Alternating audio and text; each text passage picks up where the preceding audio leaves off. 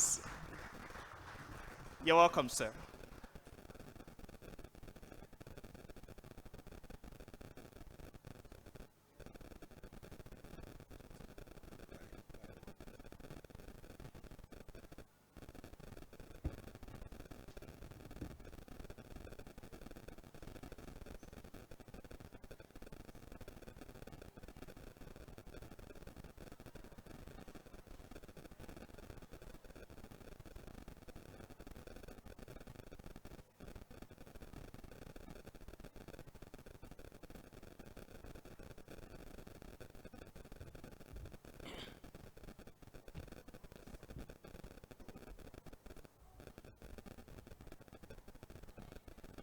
Good afternoon, everyone. Permit me to stand on the S60 protocol because of our time. We are currently after 2, but permit me to appreciate the organizers for this wonderful program they have put together. This is coming at the right time, and this is exactly what we need at this moment. The topic I will be looking at, can we have the slides, please, if it is there? Can we have the slides, please? Is anybody there working on it?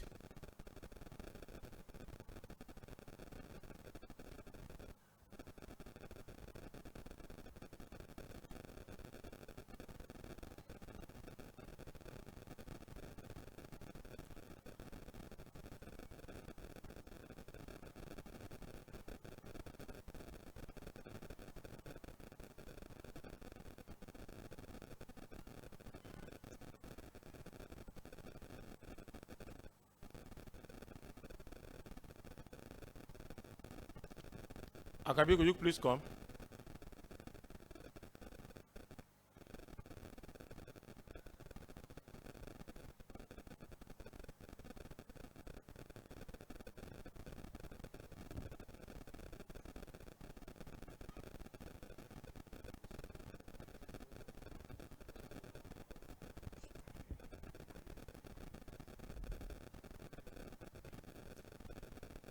We are looking at corporate governance and unlocking the full potentials of state-owned enterprises. Let me start by reminding us from a very familiar terrain. We will remember a few years back, many of our banks failed. After thorough research with empirical evidence, we discovered that they failed basically because of corporate governance. When corporate governance fails, it drives in a lot of other things. And you agree with me that we lost a lot of funds and resources. Why? Because we did not do what we're supposed to do right. The same virus has affected a lot of our SOEs. Permit me to remind us of some that are very painful to Nigerians. Number 1 on the list, Nigerian Telecommunications Limited, where I sit today. Nigeria Electric Power Authority, after privatization, we are still dragging. Nigeria Railway Corporation, where I sit today. One of the most painful to all Nigerians, Ajaokuta Steel Company, where I sit today. After we have sunk billions of dollars on that project, yet we are still looking ahead. Nigeria Newsprint Manufacturing, where I sit today. Nigerian Railways, the pride of Africa. Nigerian Airways used to be the pride of Africa, where I sit today. Most of these companies are no more because of weak and failed corporate governance structure and system. Nigerian Paper Mill Jeva, somebody has mentioned today. Nigeria National Shipping Line, where I sit today. Even the power holding company of Nigeria, we are not yet there. We can be counting and counting and counting and counting. For many of us, we remember this. The major problem and the challenges of all this establishment centered around corporate governance. Let's look at one or two that is coming up. When you look at Nigeria LLG, it's becoming a profitable venture because of reformation, because of quality governance. Nigeria sovereign investment, because of transparency and professionalism, is becoming alive. Bank of Industry, because of the development impact and effectiveness, is also coming alive. Most of these are as a result of weak corporate governance.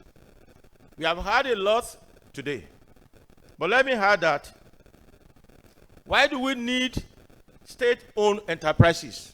Why are they important? And where are we discussing it? State-owned enterprises support national strategic objectives. You cannot leave your economy, your country uncontrolled by a national body. It creates unemployment, which is a major problem of this country today. Assuming that Nigerian Airways has not failed, you can imagine the number of employment directly and indirectly. If you remember, talk about Nigerian Railways. If you see functioning today, the way it should function, what you have here is just some film tricks. We know what Nigerian Railway used to be. Some of us that are here will remember very well. The first time I went to University of Lagos in my life to enter university, it was railway that took me. It was the train. Took me to Lagos from my village. This, that. You will agree with me that the public services is required by the public enterprises. We have spoken today about industrialization.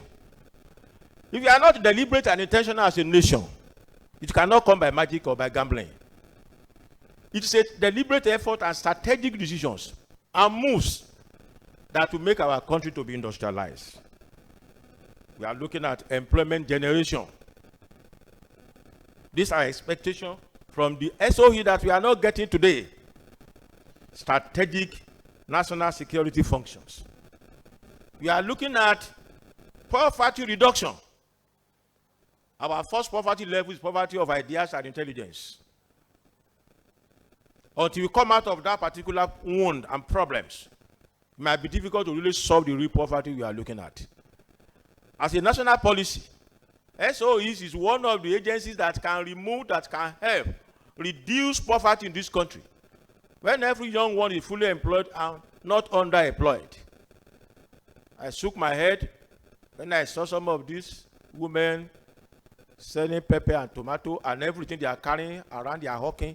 It's not up to 5,000 or 10,000. Poverty. Regional economic integration.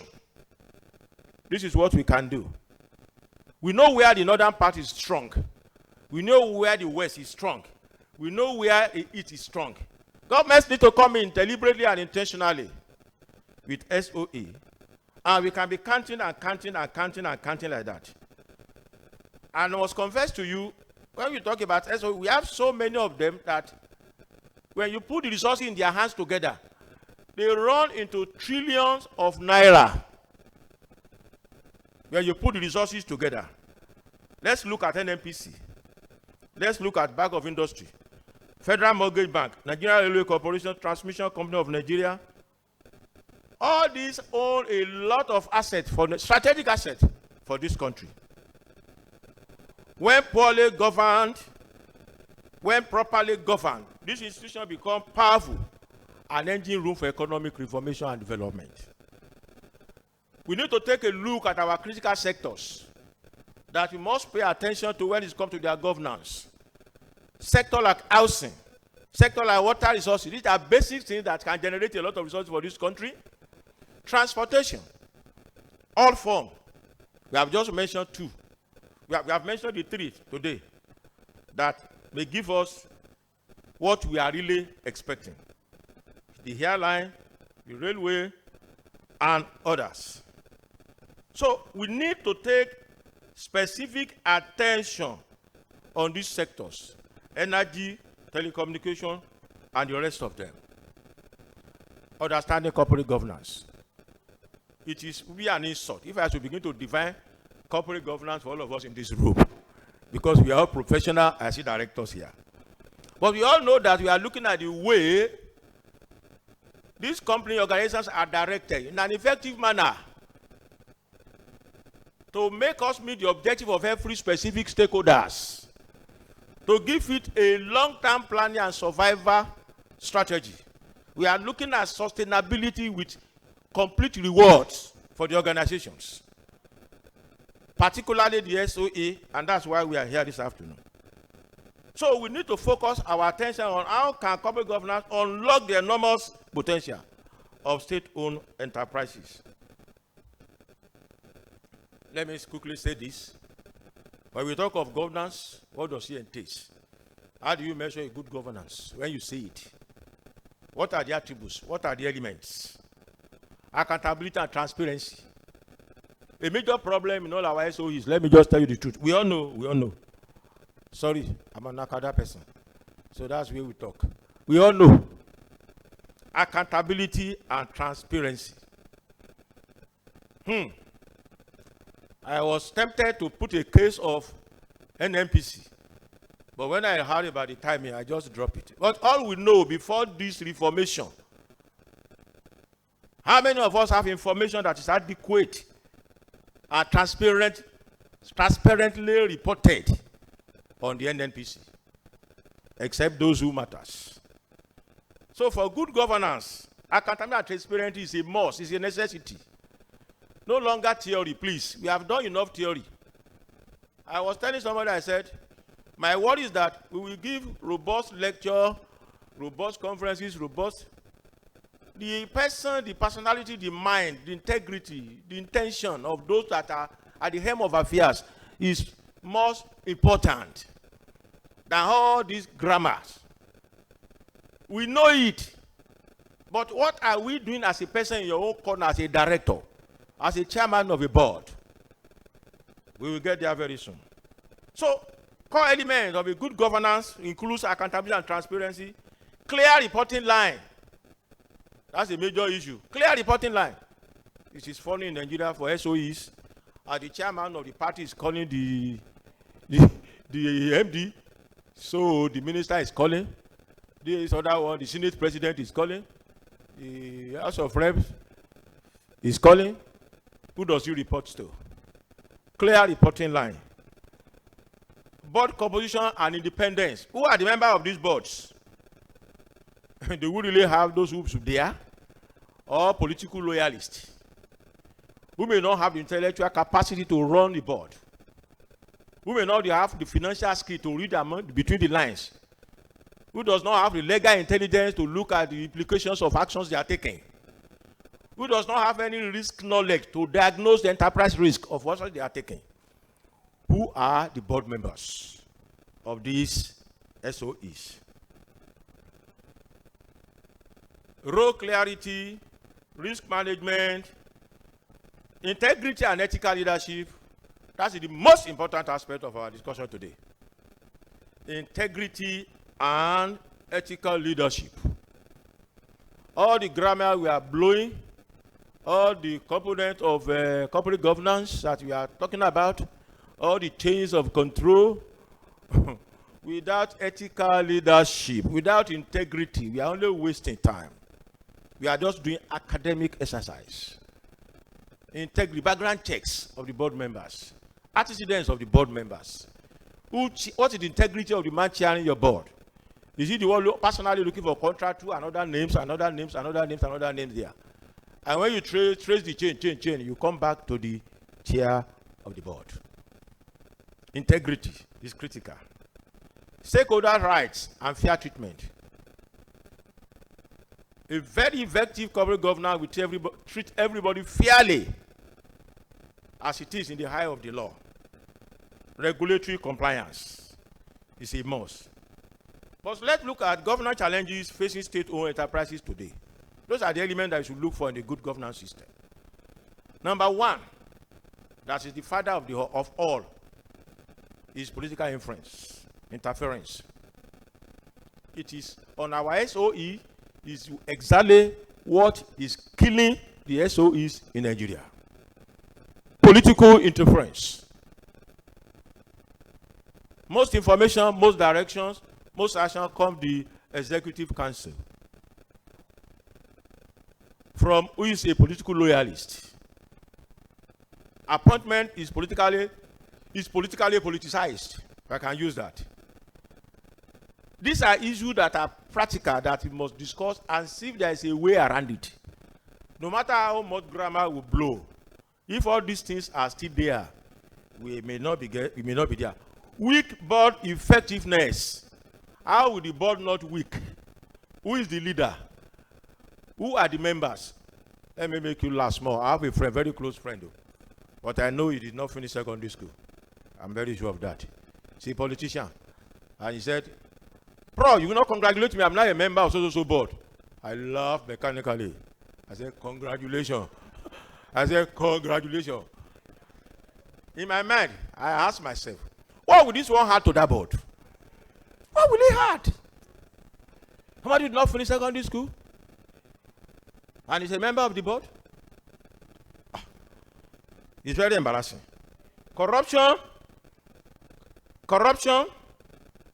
mismanagement, lack of performance accountability, KPI, inefficient leadership selection system, poor transparency and disclosure, inadequate risk management. These are who cannot foresee for the next 10 years. What's our strategic plan? How do we mitigate against this? Okay, forest is dancing up and down. How do we mitigate against? Our resources, particularly raw materials, we're having challenges. What do we do? Our funding system, what do we do? What is your focus in the next 10 years? What is your cash flow focus in the next 10 years?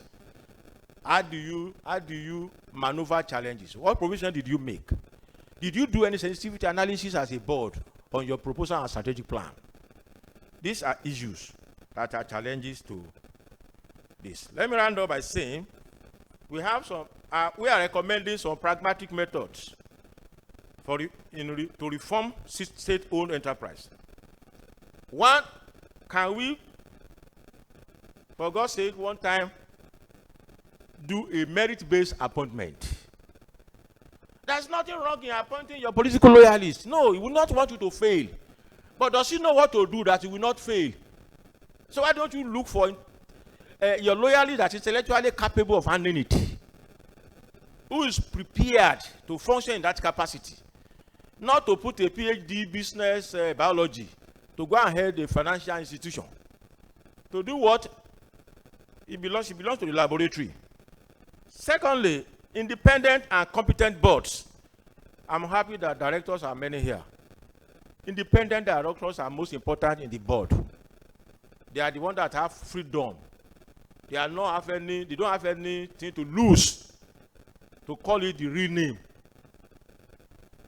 Who is heading your audit committee? Is that an independent director or just one of you guys? It's a thing that can be addressed in SOEs. The audit committee, is it really working the way it should work? Do you have effective and efficient internal audit? The internal auditor, the chief director of internal audit, who does he report to? Does he report to the chairman, to the MD, or to the audit committee? Financial Reporting Council has an answer to that. Check their code. They have given us an answer.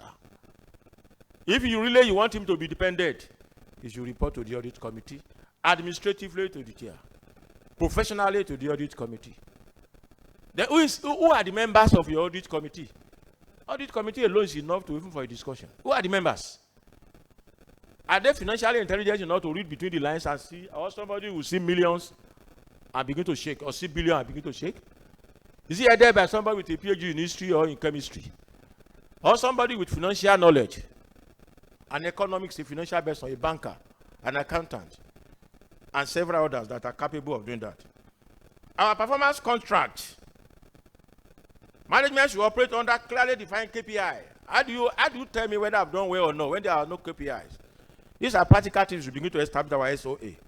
Strong internal control systems. Without a quality internal audit unit, you cannot have any reasonable internal audit control. Because internal auditor is the manager of internal control. Is the manager of internal control. And that's the essence of its existence in the corporate governance chain and structure. And that's why we are saying it should be reporting probably to the audit committee. Let's go to digital governance. We have gone beyond biro and pen, a technologically driven governance system, procurement process, financial reporting, and monitoring and evaluation. Let us go IT. Then let's continue to regularly evaluate performance. Maybe twice in a year. And let's appreciate the work of all stakeholders, like government, boards, management, regulator, citizens. All of us work well to ensure efficient and effective corporate governance. Thank you.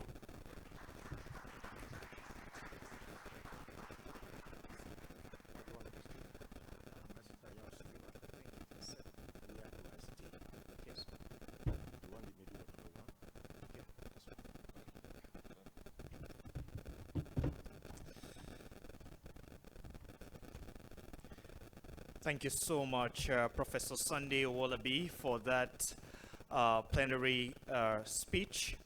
Now for the panel discussion, I want to invite up the panel moderator, Mrs. Tinuade Awe, Chief Executive Officer of the TMSN Limited. You're welcome, ma'am. Come take your seat.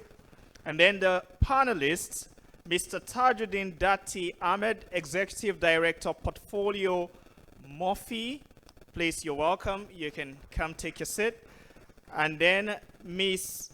Bemini Shoda, MD and CEO of the Structure HQ. And then the DG Bureau of Public Enterprise, Mr. Ayodeji Ariyo, ably represented by Mr. Michael Magaji, Director Infrastructure and Public-Private Partnership of the Bureau of Public Enterprise. This panel session is to last for 1 hour, and we are strictly following the time. I have communicated with the moderator, and she has promised she will be within time. Thank you so much. Good afternoon, ladies and gentlemen. Thank you very much, Compare, for the introductions. I would like to rest on existing protocols, and we've been given our marching orders that we need to get off this stage in 1 hour, and I'm sure that with the cooperation of my excellent panelists, we'll be able to do that. So, first of all, let me begin by thanking Professor Owolabi for his insightful keynote address. He's provided an excellent overview of some of the issues for the panel. Political interference, weak boards, corruption and poor accountability, flawed leadership selection, weak transparency and inadequate risk management as some of the issues that plague SOEs. Now, our panel is the title for the discussion is Deepening Corporate Governance and Unlocking the Full Potential of State-Owned Enterprises. And so with the panelists, we'll be discussing some of those issues that Professor Owolabi has outlined and trying to see how we can get our SOEs in Nigeria to be talked about the way you talk about the likes of Temasek Holdings of Singapore, the Meridian Energy in New Zealand, and a number of other state-owned enterprises around the world. So I'm going to start with a round robin for the panel, and ask them a question that may appear to everybody like a question that I should ask at the end, but I will ask it at the beginning. And I will start with Ms. Shoda, because I want to pick on her because she's the only other woman here. Nigeria has invested considerable effort over the last 3 decades in strengthening corporate governance. If you look at even from Kama, the Principles of Corporate Governance in CAMA, the original CAMA 1990. Yet governance and performance challenges continue across SOEs. If we were having this conversation 5 years from now, what would success look like for Nigerian SOEs? And what's the single most important governance reform that must happen to achieve that outcome? Okay, thank you. I think a lot of the speakers have hinted at what success looks like, but I would like to speak on what Dr. Armstrong Takan specifically reiterated as what success may look like. He mentioned that they were able to, raise a real estate fund, and he noted that that real estate fund was listed, it was, rated, and it was, it had 100% subscription. And when he engaged the subscribers, these were, PFIs, a lot of, institutional investors, and they noted that they can finally see a government parastatal institutionalizing and, reflecting governance in how they operate. Now, for me, imagine that on a scale. Imagine that we now have SOEs that, can be trusted, that private institutions, investors are able to see and say, okay, you know what, we can invest in this. Now, imagine that on multiple, in multiple sectors, in different parts of the economy. That, for me, in itself, is success. Now, looking at one of the things that maybe may hinder us, I think Prof has done a fantastic job and, justice to getting this plenary session started. He mentioned things around lack of independence of the board. He mentioned people choosing patronage over expertise.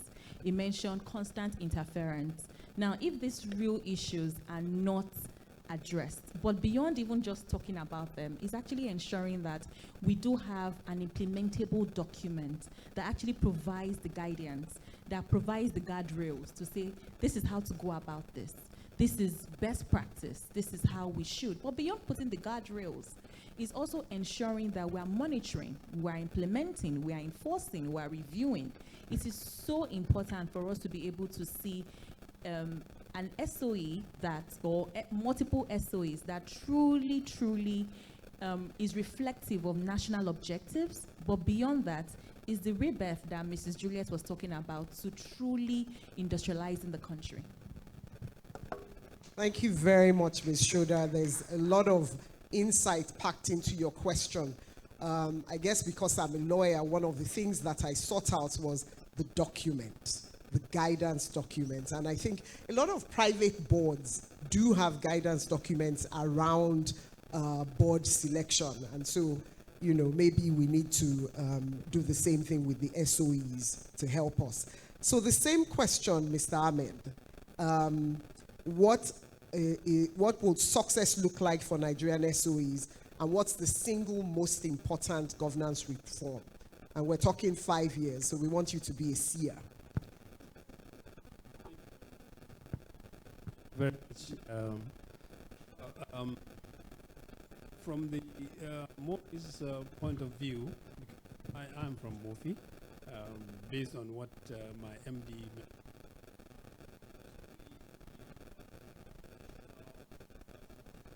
assets that are going to be that will pay. Mr. Ahmed, I don't know whether people can hear you. Maybe. Okay. Okay. Or I should put it very close to my mouth. Okay.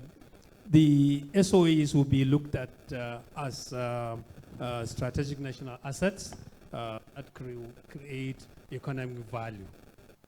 Economic value in the sense that they will pay dividend on time, they will pay.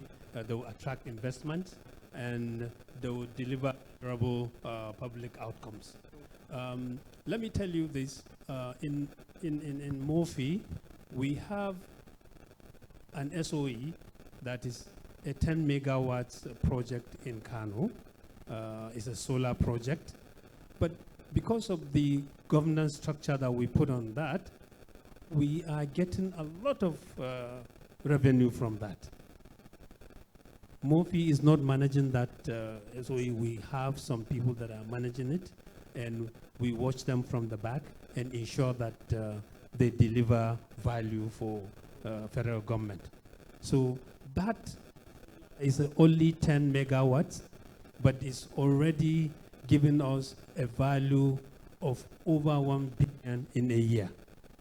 This value is something that, if you look at our discourse, none of the discourse has given that kind of value to the federal government. Not a single dividend was paid to the government through MOFI or through Office of the Accountant General. So these kind of issues we're talking about, because of the corporate governance that we in serious value on that SOEs. The most single important reform that I think we should put here is performance-based ownership and governance. And we cannot conclude this discussion without looking at all the African companies that have adopted this reform. Take a look at Ethiopian Airlines.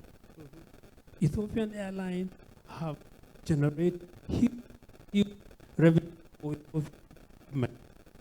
The agriculture. Look at Morocco. The Morocco that was caused. I think there's a problem with this microphone. Yeah, let me use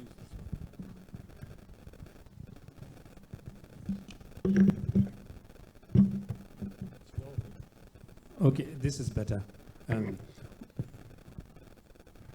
Morocco has started as phosphate producing country.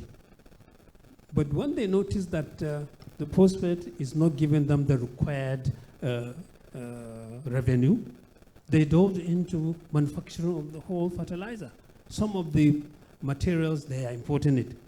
But today, Morocco is supplying fertilizer to all the European countries, to West African countries, even to Brazil. This is all because of what the reform they have taken, and they have moved their country forward. Let's look at additional example, the Emirates of these days, Petronas in Malaysia. All these are companies that have taken good reforms in their economies, and they are really getting excellent results on all these issues. Thank you very much. Thank you so much, Mr. Ahmed. You've certainly taken us around Africa and even beyond to show us examples of good governance. So there's nothing in the African gene that means that SOEs cannot perform well. And I really like some of your focus on outcomes-based governance. So it's not, do you pay dividends? Is there an appreciation in value? Are you actually adding something to the economy? That's what we should be measuring by. And so I would go next to Mr. Magaji, who is ED Infrastructure at BPE, and ask the same question. How would we measure success in 5 years? And what is that one single most important governance reform that needs to happen for us to be in our nirvana in that 5-year period? Okay, thank you. I'm here representing my Director General. So the voice is mine, but the thinking is his. So I'll take responsibility for the voice, and then you guys can assess the thinking. Well, where I sit as the Director I am PPP in BP is also to say, in another 5 years, we shall see a stronger emergence of public-private partnerships as a reform for SOEs. And not just at the federal level, we're seeing increasing interest, even from the subnationals. Some of them have come to us and said, you know what, we have enterprises, hotels, flour mills, beverage industries, all sorts of things that are moribund. Some of them 25, 30 years. They are still paying loans on idle assets. Can you help us? And we have said, if we are working towards the $1 trillion economy, we're looking at accelerating growth in the economy. We also need to get the subnationals on board. So we see this as an emerging trend, because when you're aggregating, GDP is an aggregate, so the subnationals have a role to play. So the more economically productive and active they are, the more it builds and adds up to our GDP. So I think we also have a responsibility to build their capacity, okay, in converting those idle SOEs to more optimized assets, to profitable assets. And we know that, yeah, revenues may have grown from the central purse. It's still not sufficient to run those SOEs, even at the subnational level. So public-private partnerships have to be things that we have to increasingly involve. And we are working with the ICRC, we're working with the investment promotion agencies around the states to see how best we can make those states centers of economic gravity, where investors will want to come and put their money. Because don't forget, there was a plan when those SOEs were set up, you know, to commercialize. However, like it was mentioned, the lack of consistency and continuity in government policy, all right? We talked about China earlier on. I think MD Murphy mentioned this. It's 14th five-year development plan this year, 14th. So for the last 70 years, the Communist Party in China has been running and implementing an economic policy. So consistency. However, because of breaks between military, democracy, partisanship, and all that, we've lost, all right? So we believe if the states are able to prepare their assets in bankable and viable format, we'll start to see investors coming in. The Lekki Free Zone was something that was initiated by the president when he was governor in Lagos. Yeah. Today we have Dangote, you know, who did a $10 billion revenue for the first quarter of 2026. This was visioning that was done over 20 years ago.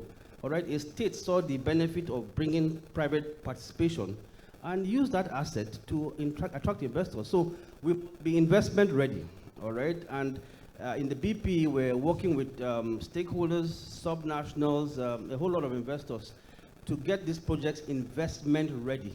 And we think that will be a game changer in the next 5 years.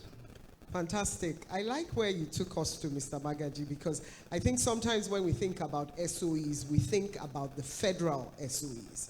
But there's a whole load of state SOEs, and you did rightly point out that the states are very, very significant contributors to the GDP. And also the idea that instead of outsourcing fully to the private sector as one way of doing the transformation, one way is also to do a private-public partnership where you have the influence of some of the private sector sensibilities and also the influence of some of the public sector sensibilities. So I like that very much. And that takes me, I think one of the tensions that has gone through this conversation is really the idea of government as an owner. That's really the tension that we're trying to deal with ultimately. And so, Mr. Dati Ahmed, I will start with you with respect to government as an owner, because obviously you are from Mofi. There are many governance reforms that focus on strengthening boards, and indeed we've talked about independence and some of those things here. Yet the performance of state-owned enterprises is often shaped just as much by government ownership policies, public policy objectives, and institutional arrangements. From your perspective as Mofi, where should the boundary lie between government's role as owner and the board's responsibility for governing the enterprise? And how can these roles be aligned to improve performance and support economic growth? Thank you, Madam. We have to look at the ownership role, that is defining the ownership objectives, and then appointing boards, boards that is good board that will deliver what the objective of the SOE is, then setting performance expectations, monitoring performances, and protecting the public interest. These are supposed to be the role of the government, while the role of the board should be strategic development. They have to strategize and move the SOE forward, risk oversight, capital allocations, and then talent management, ensuring that the staff are properly trained, and then finally performance delivery. These are the roles that are clearly separated between the ownership and the board and management. Thank you very much, Mr. Ahmed. I like the way that almost like a governance teacher, you've reminded us that the strategy belongs to the board, capital allocation, but the owner is clearly interested in outcomes and, you know, value and public policy and all that. Let me go to Ms. Shoda, who I know works with a lot of boards, and ask her, just following on from what Mr. Ahmed has said, from the board's perspective, what kinds of actions for government as a shareholder create the conditions for boards to exercise effective oversight? It's one thing to draw the boundary, but what are the conditions that an owner has to create for a board to feel comfortable, for example, on capital allocation, for example, on risk management, to say, you know, we have an owner, that owner is government. What kinds of things does government have to do for the board to feel comfortable? And what kinds of actions from government negate a board being able to do those things that Mr. Ahmed has clearly pointed out to us? I think I'll start from the negative and then work back. I mean, I'll go back to what Prof said again, unnecessary interference, right? Undue influence. You know, he gave an example where the director or the MD of an SOE receives calls from the Senate, from, you know, the minister, is undue influence, right? And then also not channeling things, you know, through the board. So you cannot expect a board to take responsibility for a decision that did not pass through the board, but was like a political decision that was taken outside of the boardroom. So how do you hold them accountable? So when you have a board, right, there are KPIs that should be set. It should be clear what are the expectations from the board. You know, he already told us that these are the roles of the owner, this is the role of the board. The owner should set what exactly is the expectation. You document to say these are the objectives that, you know, you create this. Now, the board will now further go ahead to ensure that they implement plans to be able to actually actualize those objectives. Mm-hmm. And when you have unnecessary influence from the owner, and I would also go back to what Dr. Armstrong said in his speech as well. He said because you own does not mean you have to manage. You can own, but doesn't make you a fantastic manager. And he also gave an example of some asset that they own that they allow people to, you know, run it. And then, of course, the managers are just accountable to the owners. So it is very imperative, right, that the owners set the clear tempo and create an enabling environment for the board to actually operate. The whole purpose of corporate governance is to ensure that there is a structure. And that structure is not centered around the personality, you know, holding the office, whether on the board level or whether on the management level. It is centered around, you know, structure to be able to ensure that whoever created the policy 50 years ago is an institution. They don't even have to, the people operating that policy don't have to know the people that created the policy. But they've created an enabling environment for A, the board to thrive, you know, B, the institution to be carried on to achieve its objectives. So for me, in summary, you know, there needs to be a clear separation of power, clear mandates, you know, this is what the owners expect to be derived from the value from this asset. Ms. Shoda, I'm going to interrupt you because I want to go deeper. Okay. Okay. So Prof was telling us that somebody receives a call from the minister, receives a call from the Senate, receives, you know, various high-ranking government officials. Mm-hmm. What does that person do? Yes, I have KPIs and I have, you know, something that the folks in MOFI have given me as the owner. What is it that MOFI can do to insulate me from those types of calls?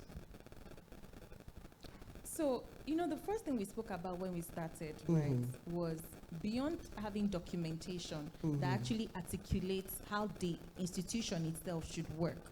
Now, remember that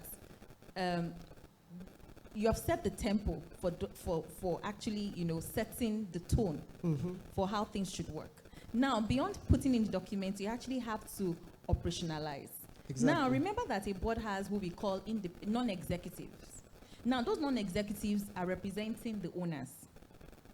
The owners can be able to channel their wishes or their concerns or how they want things to be run through the non-executives on the board. And then there is a robust conversation around proposals to say, okay, how do we align or balance commercial objectives, political objectives, to what we also want to achieve for this SOE or what it means for the nation or for national development. But there needs to be proper channels to ensure that governance is not just aesthetics, like we've said, it actually works. So I would say the owners should perhaps be speaking to their representatives on the board to say, these are the ways or these are the matters that we think, you should bring up at this meeting to ensure that, these conversations are held. Now, if you channel it on the board level, there is a robust conversation held with management, with the independent, and then the board can now arrive at, a progressive decision that has proactively balanced both the political angle, what works for the SOE from a commercial standpoint, what works even from a nation building perspective in terms of what the policymakers had in mind when they were creating or establishing the SOE. It is important that this document we're talking about not only exists, but is actually implemented. So if I were the CEO or MD, there should be proper guardrails that says, okay, if we go contrary or ultra-virus to this is the channel or protocol of escalation, this is what can be done, and then those people are also insulated when they follow that channel of escalation, and they are not, there's no bias towards them to be able to have confidence in actually doing their job. So it's very important that, these things are not just things that we say, they're actually things that are capable of being implemented. So you're basically saying operationalize. When I follow the guardrails that have been given to me, I should be protected. 100%. And that's the way that you start changing the narrative. 100%. I will not hire somebody that is not competent. The person has to go through the HR process. Exactly. And if I do that, if the person goes through the HR process and doesn't get the job, I should not therefore lose my job. 100%. And also looking at Prof's example, he said something about the audit committee. Yeah. So you see how the audit committee is also insulated through their reporting powers and their channel to ensure that the audit manager, right, also has a direct line to the board and is not victimized if they bring up certain audit exceptions. Okay. These are very interesting, using documentation and actually operationalizing governance. And I think one of the things that I'm taking from here that I would just like to articulate is also that governance needs courage. We can all talk about having things on paper, but you have to have personal courage and personal ethics that you live by. So I can see Mr. Magaji is nodding vertically. And so, Mr. Magaji, you're from the BP, and from your experience, what kinds of governance conditions need to be in place before you can commercialize, you can concession or privatize an SOE? What are you finding? What are the big things that you're finding from investors or people that even express interest? What kinds of governance conditions need to be in place? Okay, so by way of background, the law that created BP has a clearly defined, it's prescriptive and has a clear schedule of assets that are been slated for different forms of privatization, partial, full, commercialization, and so on and so forth, okay? And this cut across different sectors of the economy. And it's the role of the BP to prepare these assets for sale or for commercialization. And we always engage transaction advisors to help us go through the process, prepare bid documents. We invite a whole lot of stakeholders to supervise that process. The World Bank comes in, we have the EFCC, ICPC, there are all sorts of agencies we invite to also oversee, even the Labour Congress. You know, yes, because the Labour Congress is a member of our council, by the way, National Labour Congress. So basically, because the unions are key stakeholders in some of these assets. So there's a whole process that we have to go through, and of course, a reserve bidder is chosen, and of course, he's given the terms and conditions. He will have to pass through the screening by the ICRC too, you know, get the no objection, as it were, where it needs to be escalated to the Federal Executive Council through the NCP. All that process is followed to ensure that the investor, you know, is suitable and suited for that asset, has the technical capability, has the financial depth, you know, has the knowledge, and of course the credibility and competence. You know, I mean, I was nodding my head when you were talking about courage, because more than any other thing, I think Prof also alluded to it, it's beyond the documents. There are many things you will not see in paper. Yeah, we can all sign and write, you know, but there are soft skills that are key to running enterprises, you know, whether they are public or they are private. And these are issues around integrity, the competence, the courage you're talking about, agile leadership, and all those things. So in the fit and proper test, there's also that kind of screening. Even the security agencies are brought in to vet before a final selection is made and the assets are handed over. Of course, there's also a lot of documentation that goes on with that, supervised also. It's not secretive. It is something that's put out there in open. Everybody has access to the data room, how the evaluation was done, and so on and so forth. And Mr. Magaji, if I can interrupt you for a second. That's what government does to ensure that the asset goes to the right person. That's right. But what about what the asset, the bidder does? What are bidders telling you in terms of this asset? These are the governance conditions I want in this asset before I would even be interested in this asset. Well, I mean, typically for the investors, they are looking at the return on investment. Yes, okay. Typically. Okay. So they don't care about governance? No, they do. Okay. They do, but trust me, that is their priority. Okay. Okay. Now, don't forget, these assets are being privatized and commercialized in the first place because the quality of governance was very weak, and many of. So they know that was even what led to collapse. So you're going to put in place a reverse strategy, which will bring those, and in screening who should come in, that is where the investor has to display his ability to turn it around. Yeah. Not for the government really to prove it. I'm giving you my asset, okay? It's already moribund, it's in a bad state. Can you help us fix it up? Can you help us put it to a point where it can be optimized for national development in this sector? All right? And yes, we have a role, we may have a role to play in trying to, probably just prepare the asset itself, you know, by doing some work on it before we give it out. But primarily, we're relying on the technical know-how, corporate governance of the private sector, you know, to bring it back to where it should be, or even exceed where it used to be. So it's really for the private sector to demonstrate they can do that, because that's why we're bringing them in. Because we've come to see that government had no business in those businesses in the first place, because it was not part of the corporate DNA for government to run businesses. Okay, but for the people in the private sector, that's part of their DNA. However, because we represent the public, we also make sure that, look, it's beyond just return on investment. For us, we look at return on impact investment, okay? So what are those social issues that you have to deal with, even when you're making money? Things around ESG, you know, things around impact, all right? And that the citizen is not shortchanged. And that's why in some of these partnerships, we still hold a seat in the board to ensure that post-privatization, post-commercialization, in PPPs, we take a board seat so that we're able, at least for a few years, to sit through and see that there's compliance with the terms and conditions of the contract, concessionary agreement, okay? And they meet up with those terms. And where they don't, then of course, remedial action is taken or regulatory action is taken. And in the interim, the regulators are, in addition to us as BP sitting on those boards, protecting the public interest. Okay. You know, and that is very, very critical.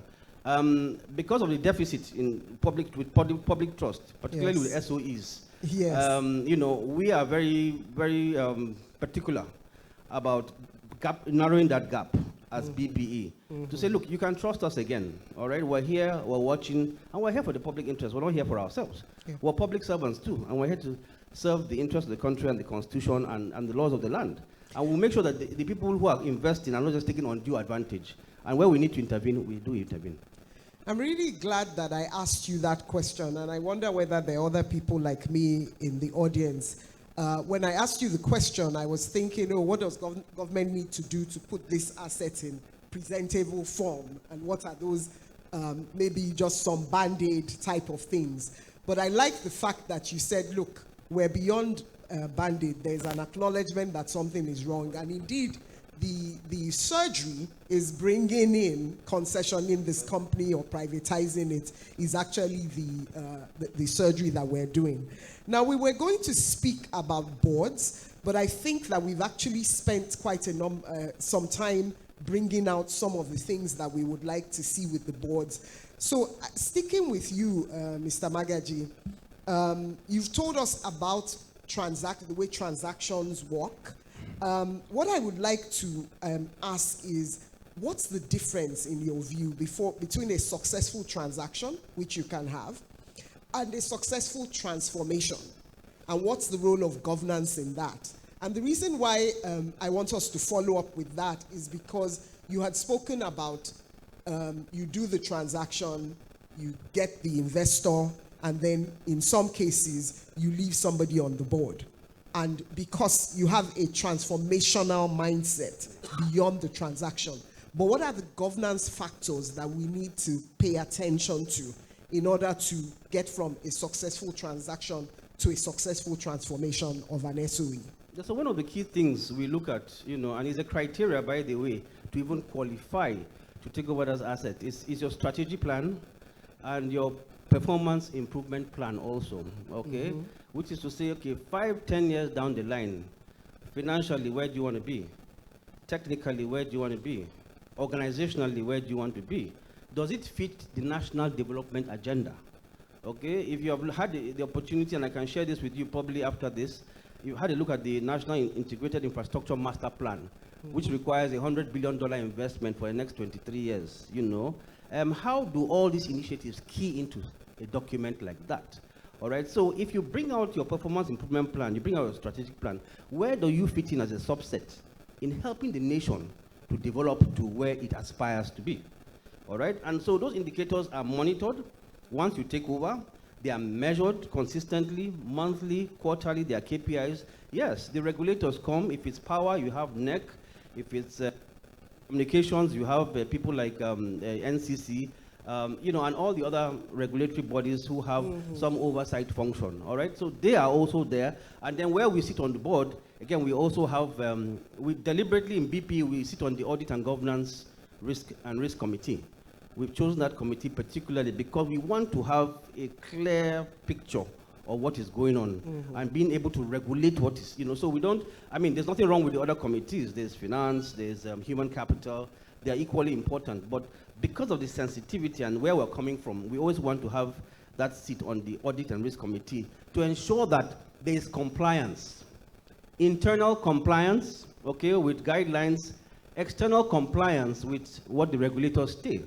So we also have an eye on that. So monitor your performance improvement plan. The regulators monitor it also to ensure that you stick with it. And where there are issues, sometimes we even have to get third parties, okay, to come and help us interpret, to even accelerate those plans. Okay, so it's not just taking over. The transformation will happen by you implementing the PIP, which is the performance improvement plan. And we'll monitor that. And where there's deviance or there's deviation from the plan, we'll say, hey guys, sorry. You guys said you're going to bring in this kind of money, this kind of technical expertise, this kind of human capital. We've not seen it, all right? And we have a right, even though we're a minority shareholder, we have a right to express our concerns and report to our principals that, hey, these guys that came in here are not doing this thing.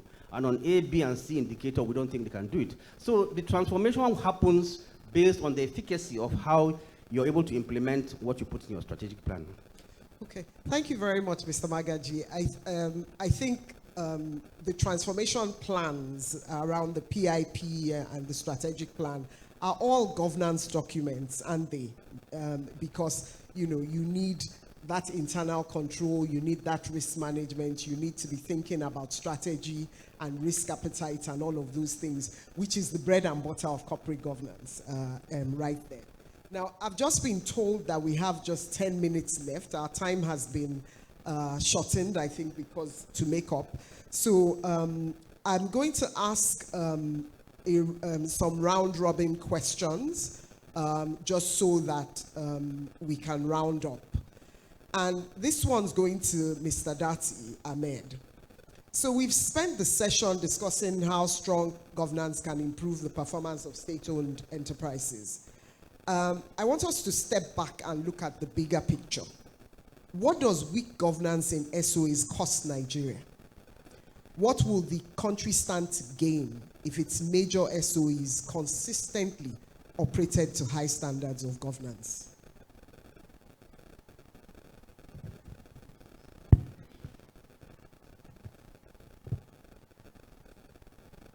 Okay, thank you, Madam. With governance, it's quite expensive. Indeed. It leads to inefficiency. It leads to inefficiency, and it leads to. Prof is saying it's suicidal. You know, and it leads to lower productivity, and the most dangerous part of it, it erodes the investor's confidence. That is the most dangerous aspect of it.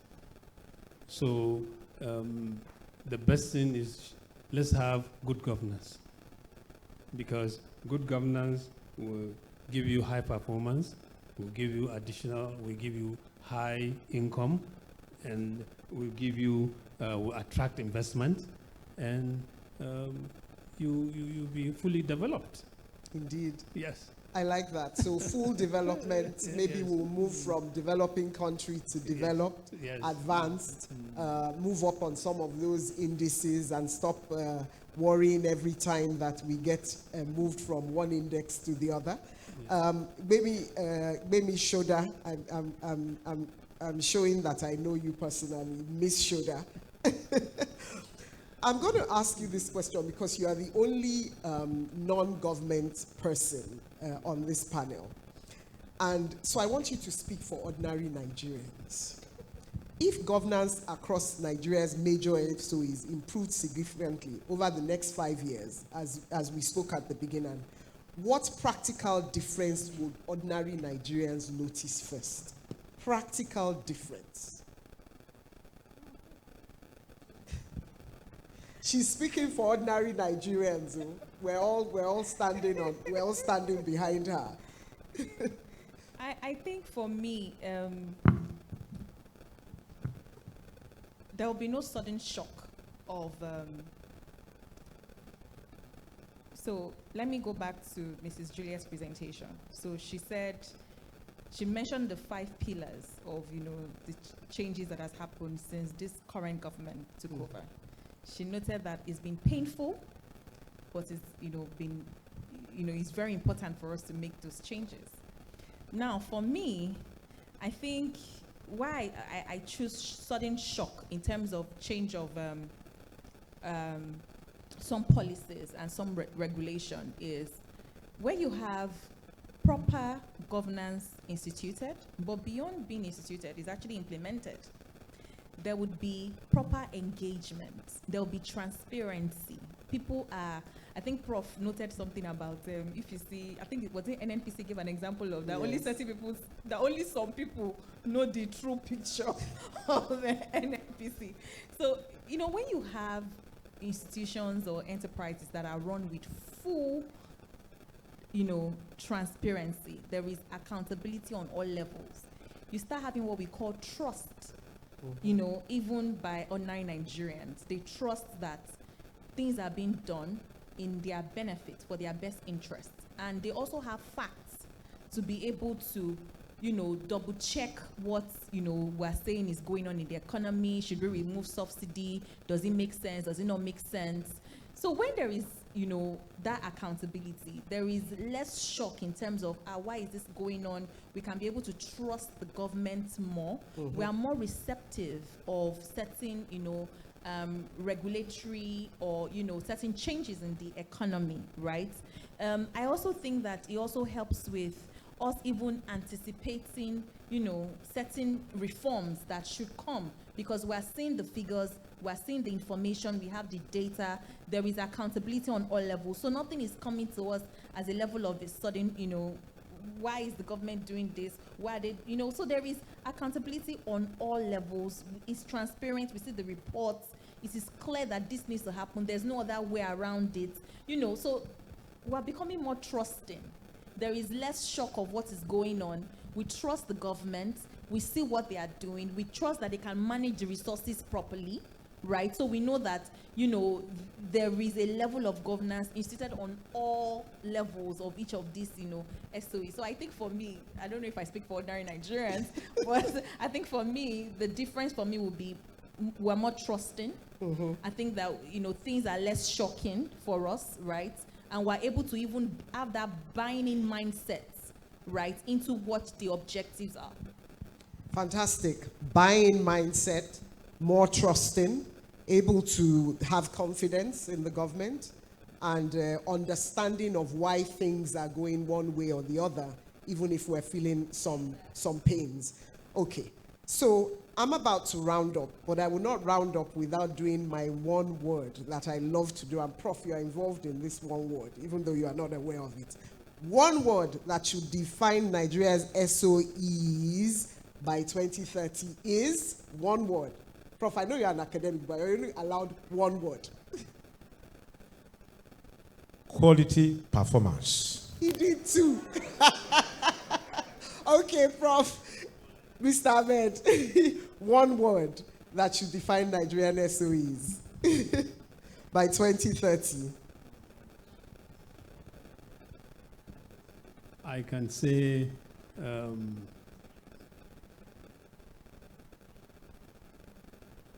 productive.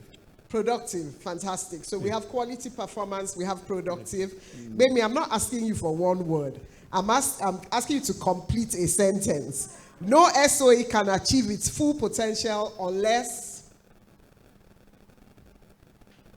effective governance is implemented. Fantastic. And Mr. Bagaji, the best for last. If you could change one thing about SOE governance in Nigeria tomorrow morning, it would be one word. Responsiveness.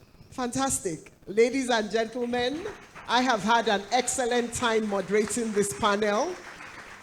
Quality performance, productivity, responsiveness, those are the things that we're asking from our SMEs. And I hope that you've also had an excellent time. Please give a round of applause to the fantastic speaker and my panelists. Thank you very much.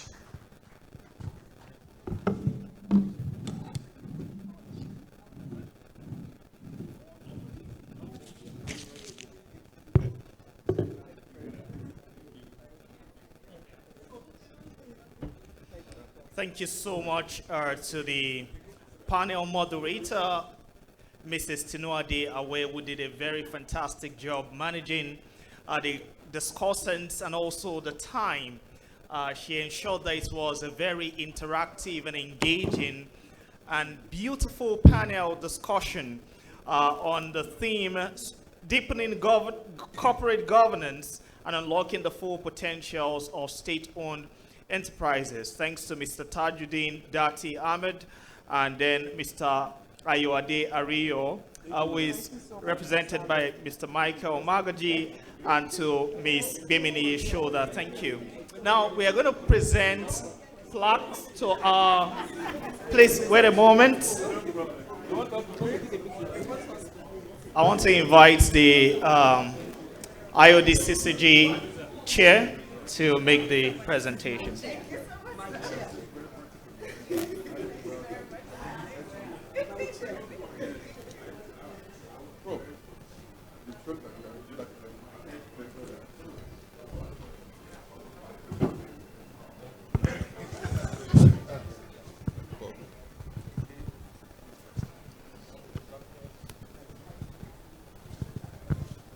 I'd like to thank Ms. Tinuade Awe a very resourceful person, not just for CIOD, but also at the Center for Corporate Governance. And goes back a long way. Your years at the Stock Exchange, now NGX. We will remember. And we thank you for moderating this plenary. Thank you very much. Thank you very much.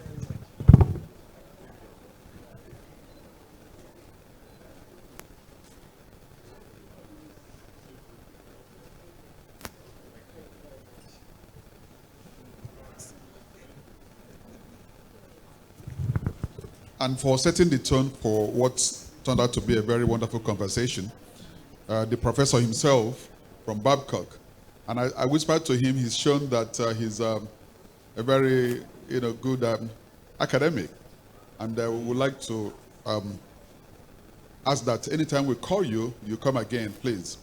For today, we are presenting this plaque in appreciation of your excellent paper, which led to a very wonderful conversation. Thank you, sir.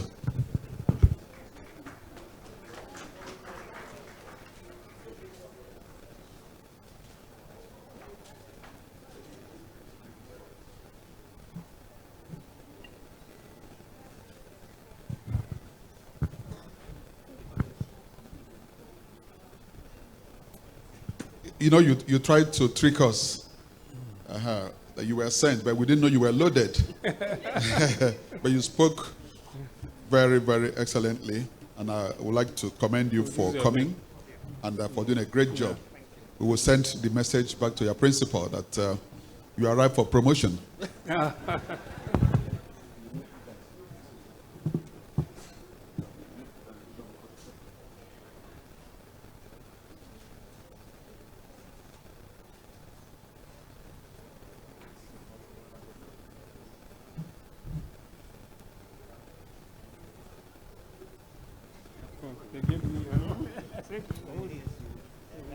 I think some of the toughest questions went to you, but you lived up to expectation.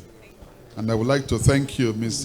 Bemini Yeshoda, for coming and for being a very strong panelist today. And we know that we'll call you next time and you'll do even better than you've done today. Thank you very much.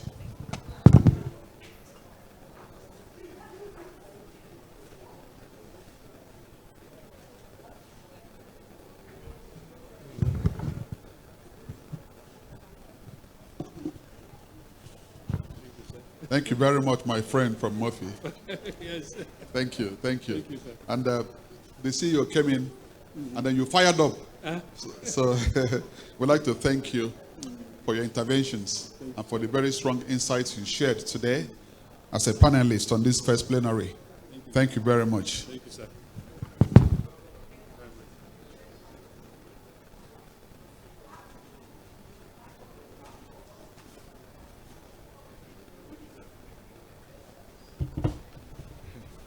Thank you, sir. Because we are pressed for time, we are going to just move straight into the second plenary session, which is going to be the final session for today. And so I want to appreciate all of you distinguished guests for being very patient and listening very carefully to the discussions we've been having so far. Now, the theme for the second plenary session is strategic role of corporate governance in artificial intelligence, adoption, and digital transformation. And the moderator for the panel, who has been very patient, is Dr. Femi Oyenuga, who is the MD and CEO of Chams Corporation PLC. Please let's welcome him. And he will introduce the background presenter of this plenary session.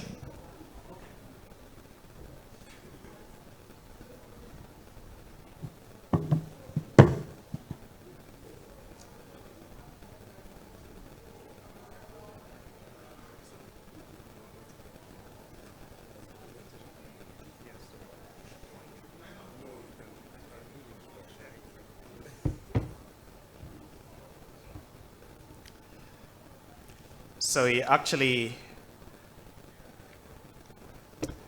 So let us welcome Mr. Kashifu Inua Abdullahi, CCIE Director General and CEO of NIDA, to come give us his presentation on strategic role of corporate governance in artificial intelligence adoption and digital transformation. You're welcome, sir. And his representative is Mr. Abdullahi Yusuf.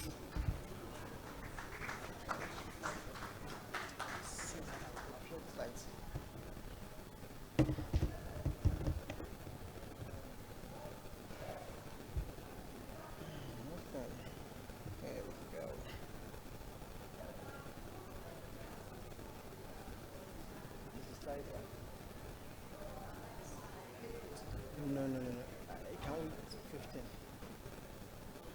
Because, okay, I'll try. Good morning, good afternoon all. My name is Abdullahi Abakar Aliyu. And please let me make a correction. I am not the DG of NIDA. I'm a staff of the National Information Technology Development Agency, which is NIDA. My DG is unavoidably absent today, but he sends his regards and greeting to the audience in this session. First and foremost, please permit me to stand on existing protocol and recognize the presence of our esteemed high chair members. If we can have the slides up, please. I think to start with, I'll say I believe I'm the one standing between us and lunch. So I'll have to go very fast. I think I have about 10 to 15 minutes. And to make this very easy and straightforward, the first thing I would like to do is set out what the objective of this presentation is. The objective of the presentation is three things. Number one, I want us to walk away from this presentation with knowing what the overview of the Nigeria's AI landscape is in the country. Number two, I want us to know what responsible AI framework look like. And number three, I want us to know what the responsibilities of a corporate organization is with regards to AI adoption and digital transformation. Permit me to introduce NIDA, for those who do not know who NIDA is or what NIDA does. NIDA is a federal government agency under the Federal Ministry of Communications, Innovations, and Digital Economy. By virtue of Section 6 of the NIDA Act, our responsibility is to develop and regulate the IT sector in the country. Please let me start right away with the presentation. Let me have the person moderating. Please, if we can go to slide 16, I want to start with something very unconventional. And I think it can help us move very fast in this presentation. Slide 16, please.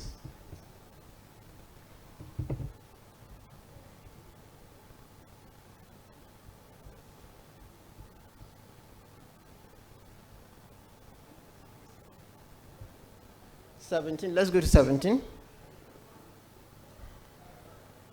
The next one, please. All right. Can everyone see the screen, please? Simply put, the responsibilities of every corporate organization can be categorized into these 5 buckets. Number one, governance. Every corporate organization needs to set up a governance structure for artificial intelligence.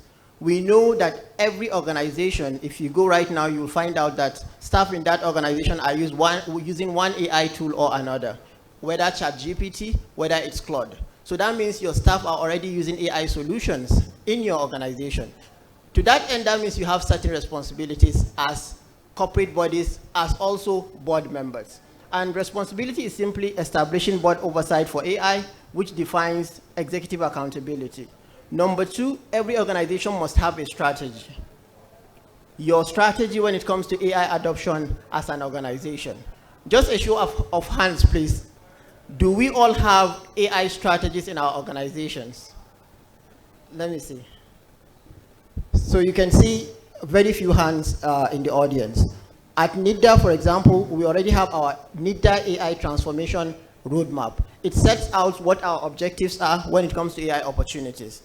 Simply put, without a strategy, you won't be able to leverage the benefits that AI will give you as an organization. Having your strategy will define what your internal goals are for AI and also what your external goals are for AI. The next thing to have as an organization or a corporate body is data. You must have quality data for you to be able to adopt AI and leverage AI responsibly. You also have to manage the risk, and also you have to manage the people in your organization by building their literacy. You have to build the literacy of your executives, your board members, your technical and non-technical staff, which we define as AI literacy. This slide simply puts what responsibilities or what a board is supposed to do in simple terms, summarizing what the presentation seeks to do. Please, can we go back to slide 2, please? And sincere apologies, I know I'm moving very fast. Right.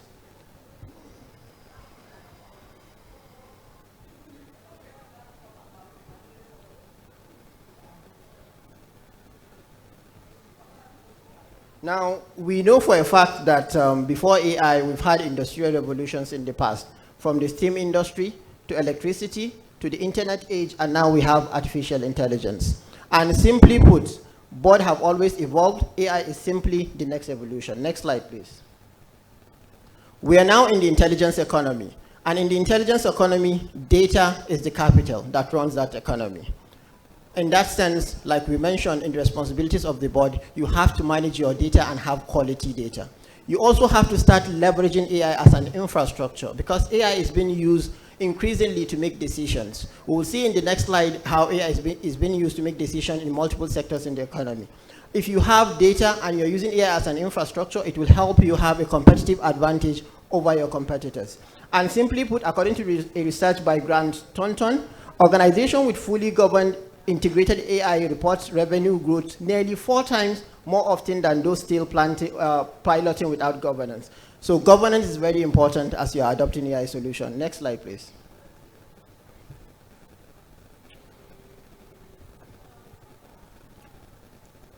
Simply put, this slide is trying to let us know as board and our corporate organizations that AI is already here to stay. And for boards, what their responsibilities are when it comes to AI is very important. As organizations are adopting AI solutions, how are boards responding to those AI technologies? Next slide. Oh, yes. So here you can see 6 fundamental shifts. AI affects decision-making, risk, trust, competition, capital allocation, and productivity. I'll not explain the whole 6 focus areas, but let's take decision-making as an example. We know before, if you're going to hire for a job, that's employment basically, the process is you publish a request for an interview, people apply, you interview them, you evaluate them, maybe they can be, let's say, 10,000 people, right? That process has to be done manually. And at the end of the day, it will be submitted to the board for approval of an organization. But with AI, you can automate the process and make it easy for an organization to employ people. In fact, you can do it within a period of a single day or an hour. So in this sense, you can see how organizations are leveraging AI for employment. Now, the problem is if you're using AI to employ people, don't forget, you're collecting personal data in that process, right? How are you ensuring that there is fairness, right? You're not creating bias among the people you're hiring. So make sure as an organization, corporate organizations should make sure that as they're hiring people, they're taking into account fairness and mitigation of bias in AI solutions. So this is one of the bucket areas that I would like to highlight as very important. We know increasingly, as you're making your decision, you have to be very careful. You can be exposed to a legal action if you take a decision or you hire a person and they can establish that you've discriminated on them. Next slide, please. Now, the second objective, which is what is the overview of Nigeria's AI story? Next slide, please. Here, you can see at the top of the hierarchy, we have the National AI Strategy, which is simply the strategy that was launched last year, September, by the Federal Ministry of Communications, Innovation and Digital Economy.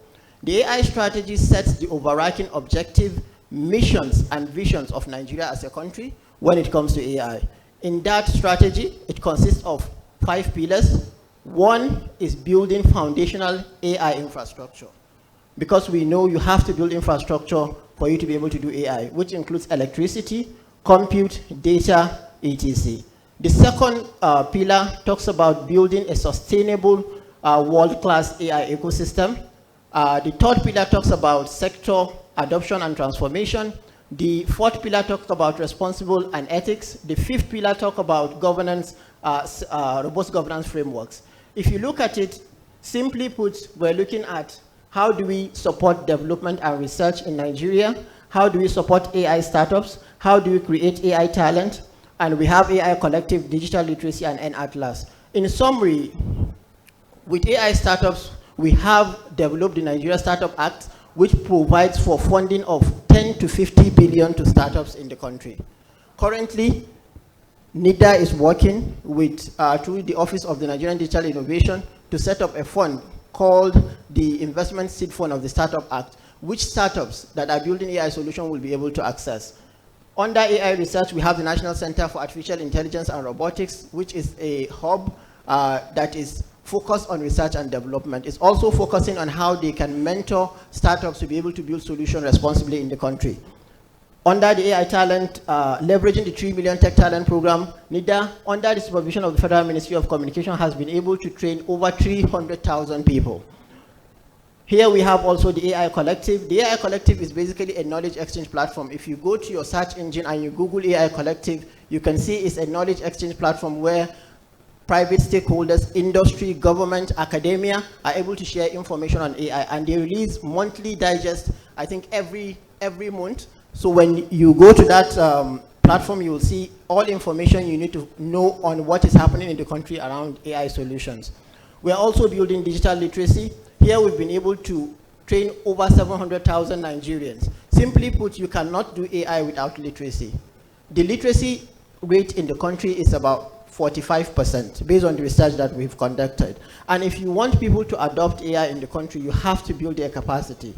To this regard, NIDA launched the DL for All initiative. It's an initiative that seeks to do three things. One, we're reviewing the curriculum with the Nigerian Universities Commission to make sure that throughout the primary, secondary, and tertiary education, in the curriculum, digital literacy is one of the focus areas. We're also working with NYSC to make sure that the informal sector is being trained when it comes to digital literacy. And then also, last but not the least, we're working with the head of civil service to make sure we're training public and civil servants in government. Last but not the least is the N-Atlas, and in summary, it seeks to build local infrastructure around our languages, which is Hausa, Yoruba, Igbo, and Pidgin. Next slide, please.